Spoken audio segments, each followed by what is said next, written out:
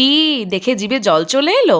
বিগত 2 মাস ধরে এঁচোড় চিংড়ি খেয়ে খেয়ে মুখটা পুরো পচে গেছে, তাই আজকে বানিয়ে ফেললাম এঁচোড় মাঞ্চুরিয়ান। এঁচোড় আলু ভালো করে সেদ্ধ করে নিয়ে সেটাকে ঠান্ডা করতে দিয়ে সেই ফাঁকে আমি পেঁয়াজ, লঙ্কা, টমেটো এবং আদা বেটে নিলাম। এঁচোড় আলু ঠান্ডা হওয়া মাত্রই সেটাকে ভালো করে স্ম্যাশ করে নিই। তার মধ্যে নুন, চিনি, লঙ্কা গুঁড়ো, ধনে গুঁড়ো, জিরে গুঁড়ো, এছাড়াও লাল লাল যাতে হয় তার জন্য কাশ্মীরি রেড চিলি পাউডার, হলুদ, কাঁচা লঙ্কা, আর শেষে একটু ময়দা দিয়ে ভালো করে মেখে নিলাম। এরপর ছোট্ট ছোট্ট বলের আকার দিয়ে সেটাকে কর্নফ্লাওয়ারের একটা কোডিং দিয়ে, জাস্ট 1 কোডিং দিয়ে থালার মধ্যে পরপর সাজিয়ে নিলাম। এরপর কি 2টো ডিম গুলে তার মধ্যে ভালো করে এটাকে চুবিয়ে একদম ছাঁকা তেলে ভেজে নিলাম। ছোট্ট ছোট্ট একদম চিকেনের মতো লাগছিল। এরপর পেঁয়াজ, আদা, রসুন, টমেটো সব মশলা ভালো করে কষিয়ে নিয়ে ছোট্ট ছোট্ট যে ভেজে রাখা বলগুলো সেগুলো দিয়ে দিলাম এবং রেডি।